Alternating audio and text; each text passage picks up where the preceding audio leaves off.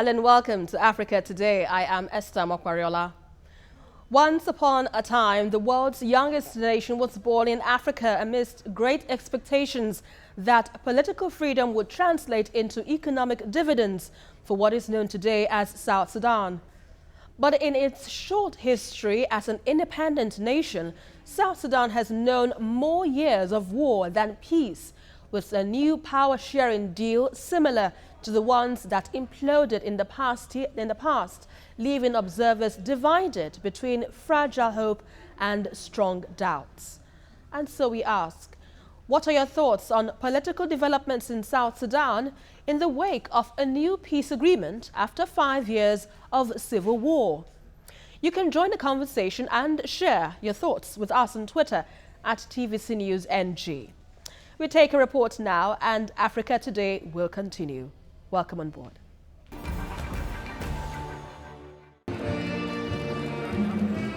The president of South Sudan and head of the country's main rival group signed the final ceasefire and power-sharing agreement on Sunday and hailed a new longed-for era of peace in the country.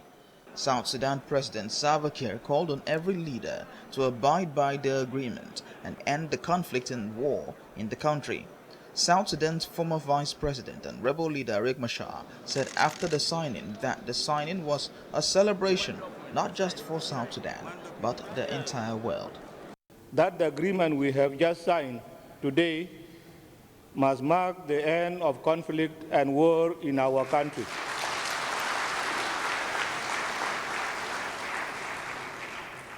Whatever we have agreed upon here in Khartoum on the two areas of security arrangements and governance should not be reopened in any other forum. We shall only look into any unfinished issues and the implementation metrics. That wisdom has worked, and therefore we are today celebrating. I believe it is not only in Juba that there are celebrations, or it is not only in South Sudan, it is all over the world. South Sudan became independent from Sudan in 2011. But civil war broke out 2 years later between the government led by Kiir and a rebel movement led by Machar. Fueled by personal and ethnic rivalries, the conflict has killed tens of thousands, displaced an estimated quarter of South Sudan's population of 12 million, and ruined its economy that heavily relies on crude oil production. Sudan and regional group IGAD, Intergovernmental Authority on Development, helped broker the agreement. Previous peace agreements held for only a matter of months before fighting resumed, which Kiir blamed on foreign influence. While departing from Juba last Friday, Kiir said he believed the new peace deal between his government and the main rebel group would not collapse because it was not forced upon them like previous accords.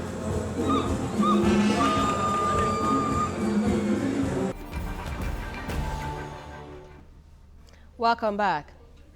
From hoisting its national flag in a moment to deploying weapons of war in a wave of brutality, the situation escalated in South Sudan till it became one of the worst humanitarian crises behind Syria and Afghanistan. Well, after 5 years of prolonged hostilities and previous peace agreements ending in deadlocks, a new agreement saw the withdrawal of troops, granting of amnesty to offenders, and a power-sharing deal. Joining me in the studio on Africa Today, I have Achike Chude, a political analyst in Nigeria, and on Skype I have Kyo Garang, a South Sudan political analyst based in Canada. Good to have you gentlemen on the program. Thank you very much. Let me begin with you now, Achike Chude. This Sunday's deal we saw appears to be the latest power-sharing agreement between both rival leaders.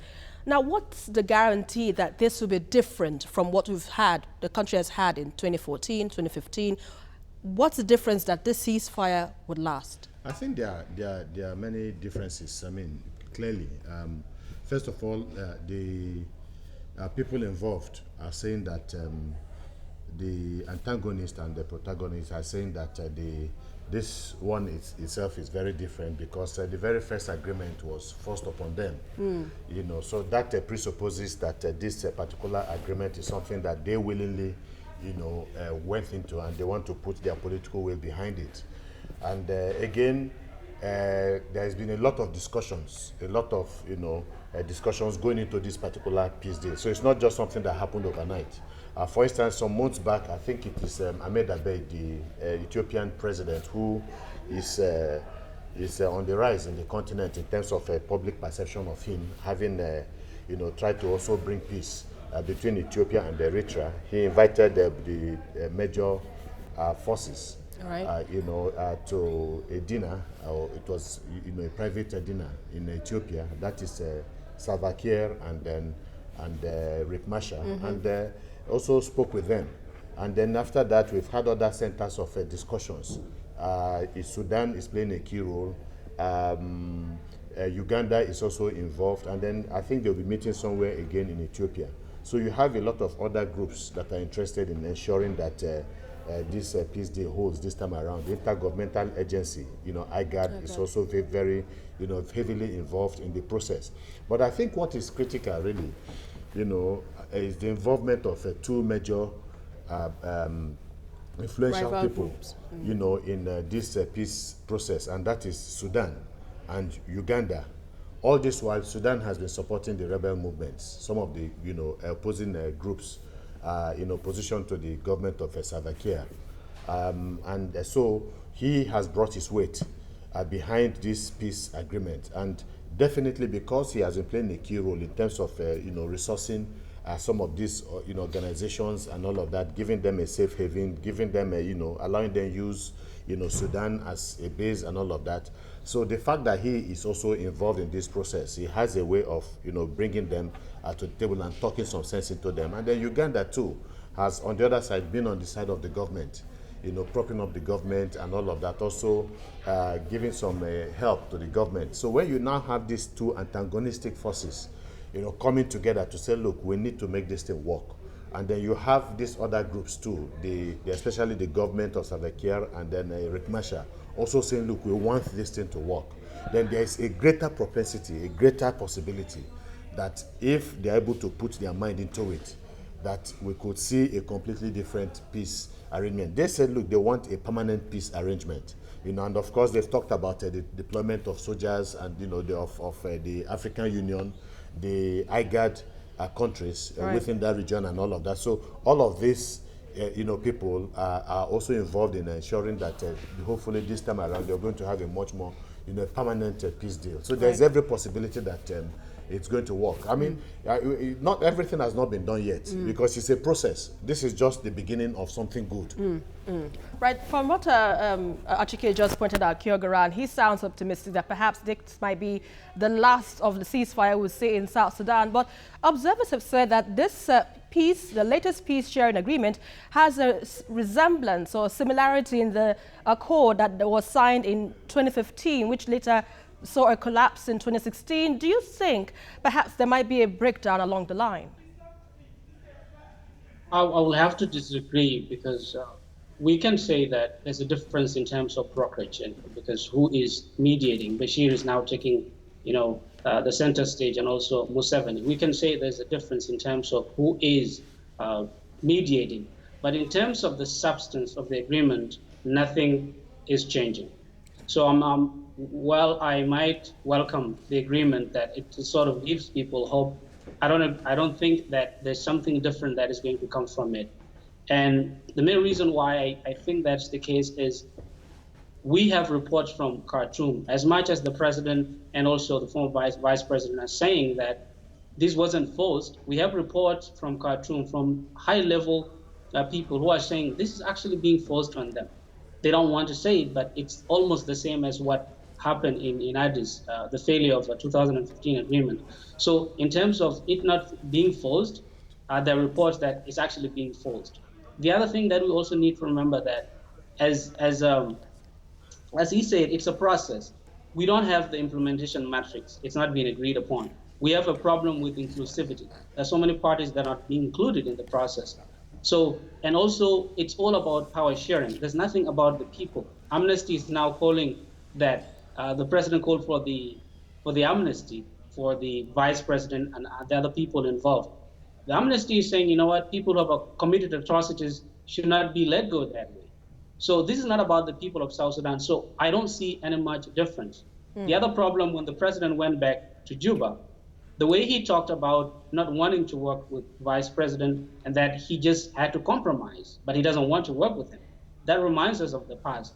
The other thing is he called for amnesty. When you sign an agreement with a group of people, you work together with them. You don't decide things on your own. So that's why I'm not so much optimistic. All right, let's quickly go on a very quick break. You're watching Africa Today, and we've been looking at political developments in South Sudan in the wake of a new peace agreement after 5 years of civil war.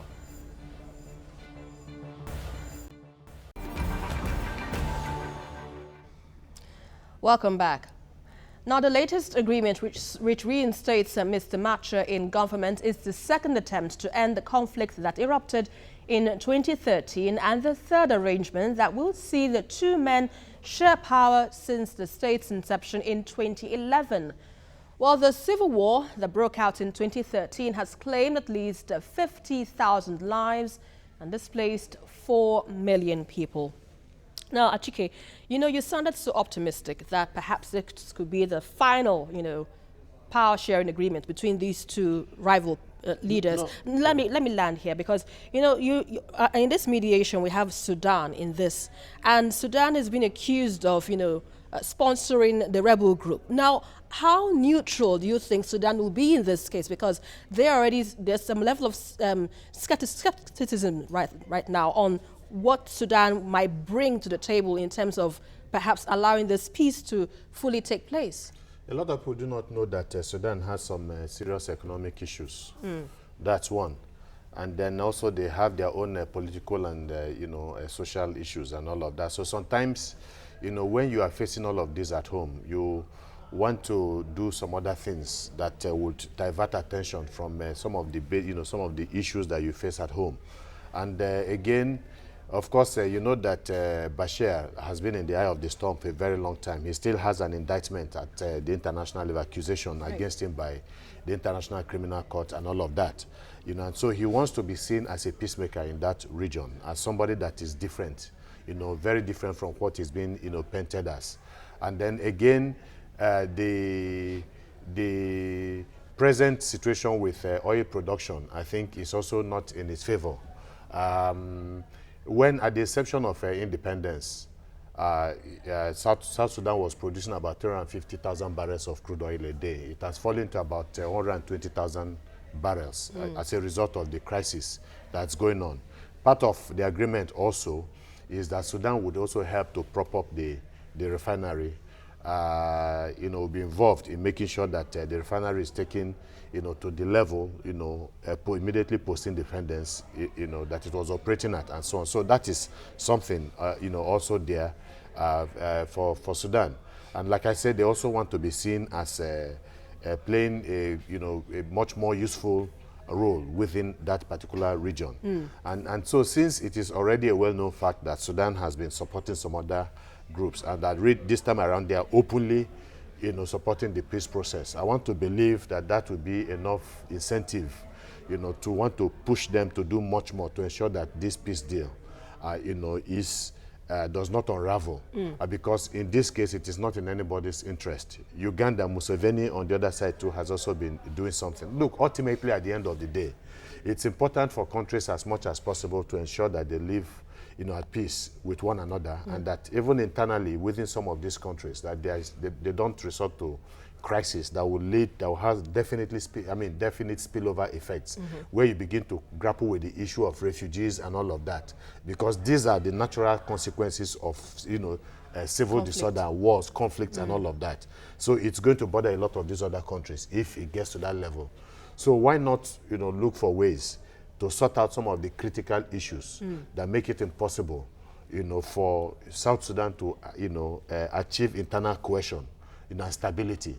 And I think that they are all working towards it. But I think that, again, what might be troublesome might be the processes. how they handle some of the crises that would arise, some of the their disagreements that would arise as they implement, because they have a 2-year transitional, program, Three, actually. okay, there were 3 years within which Elections to be held. yes, they would also plan towards an election and all of that. Now that itself is capable of generating crisis somewhere along the line. So it's not something you just put in place and then the other regional powers or other countries around them will just, keep off.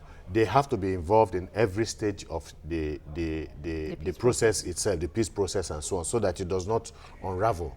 And it's, like I said, it's in the interest of the principal people, because again, there is also the threat of sanctions. And I think the international community is actually very tired, because ultimately at the end of the day, you need to be able to hold somebody responsible for the breakdown, in the peace process. And I think it's not just about carrot, it's also about the stick. That if you do not make this thing work, we're tired of, this persistent problem in South Sudan. We are going to wield the big stick. We are going to impose sanctions, and then perhaps other, punitive measures to make sure that, yes, that the peace holds. Now, Kier, in as much as it is a good development in South Sudan, and rival leaders seem to agree to the deal, what about their fighters now of both sides? Do you think perhaps they will also follow in line with this agreement? How would the fighters of these rival leaders be kept in check? That is actually one of the hardest things to do, because even when they signed the cessation of hostilities, we had reports of fighting. And what is funny is both sides say that it is the other side that's causing the problem. The president is saying, when he came back from Khartoum, he said that he had reports of the opposition attacking his forces, and then opposition saying, no, it's not us. So the two leaders don't have much control over the forces, especially the opposition, because it's a loose collection of forces that are not necessarily, committed to Machar, because they have grievances of their people being killed in 2013. That's why they joined the opposition. So that is going to be really, really tricky in terms of fighting. But that is not the main problem when it comes to respecting the agreement. The main problem is the relationship between the two leaders. We saw during the agreement, the president refused to actually shake Machar's hand. So that gives people some sort of people were cringing. Why would we accept that these two leaders would work together when they cannot even pretend to shake hands? So that was one of the issues.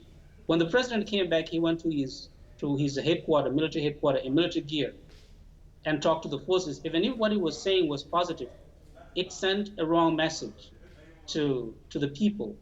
So, and also, one of the things that is really difficult for me to understand, he started promoting many people to military ranks, many people within a period of a week. It makes people wonder what is going on. If you're talking about peace, why are you promoting people as if you're preparing for war and getting into military gear?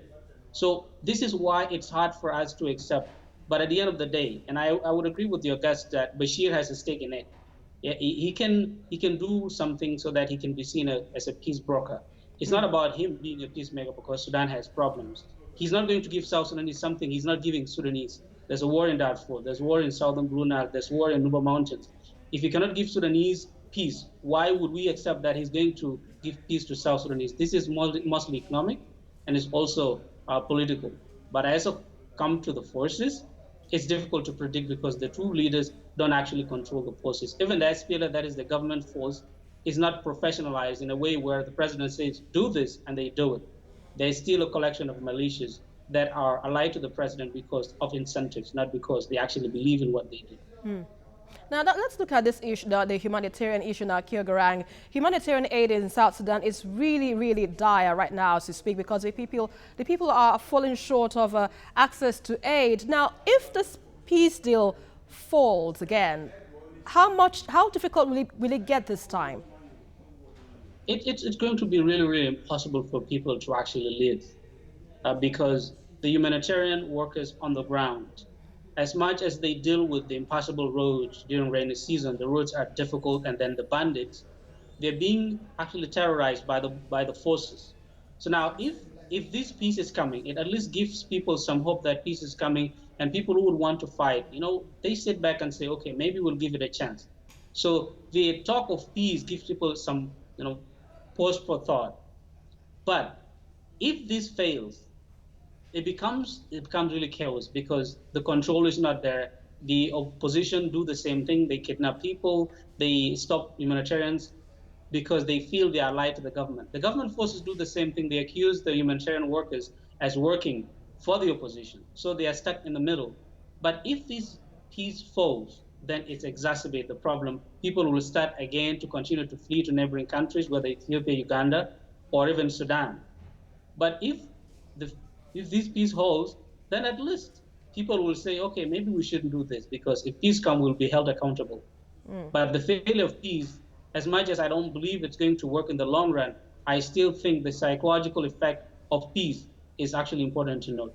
All right. Now, Achike, we need to have this thing brought to a head because the people in this case really matter. And not only do we have humanitarian aid or crisis as we speak in South Sudan, there are lots of displaced people. Some have gone to neighboring countries, about 2 million to neighboring countries right now.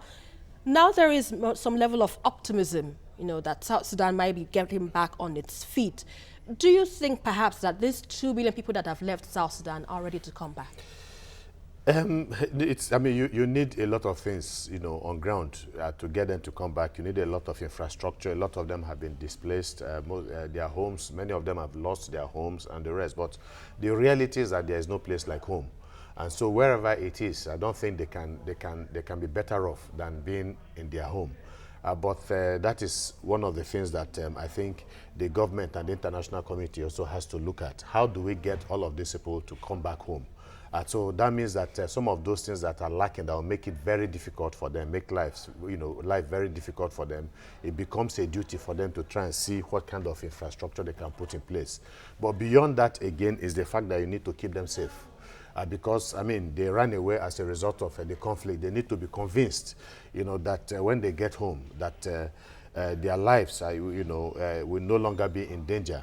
And so it's only this process that have been started up, that is already unfolding, that would have to be improved upon, to ensure that they can be adequately taken care of. And I think that that's why I was saying that it's critical that the IGAD countries, the international community, all those involved in this process must be, with all of the factions along all the way, make sure that they keep a close look, they monitor exactly what is going on, because it can unravel overnight. And so it's also important that you integrate or reintegrate some of these fighters, within, the military infrastructure of the government.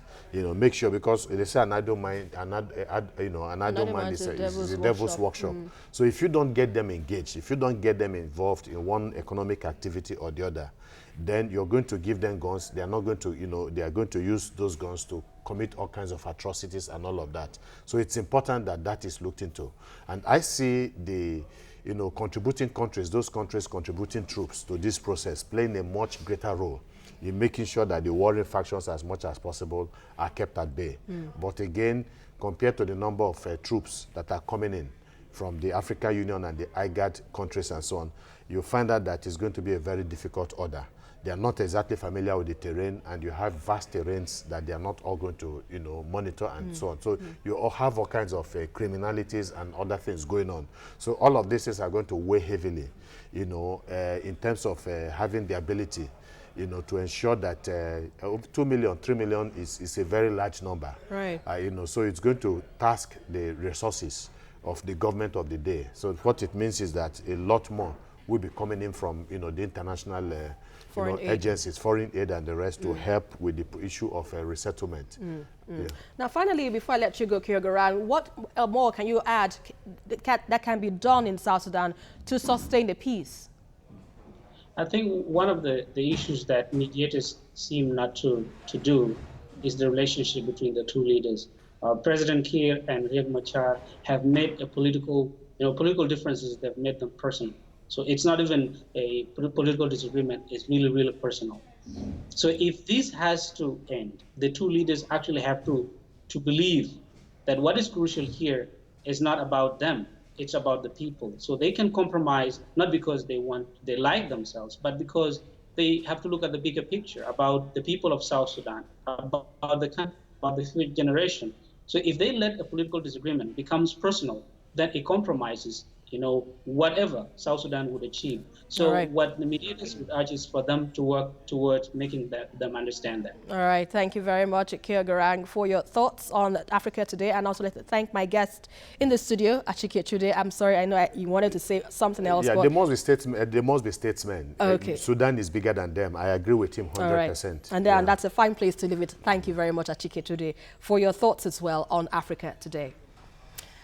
Well, finally, South Sudan is in a state of calm where the weapons of war can now give way for instruments of peace to inspire sustainable developments after years of conflict. Well, it's time to rebuild a nation with leaders seizing the opportunity to meet the yearnings and aspirations of the people. And the world has a collective responsibility to ensure it becomes a reality. Well, that is our package for tonight. But don't forget to join the conversation as usual on Twitter at TVC News NG and follow me for updates around Africa at Esther TVC News. Until the next one again, I am Esther Mokwariola, and always remember, Africa can only get better.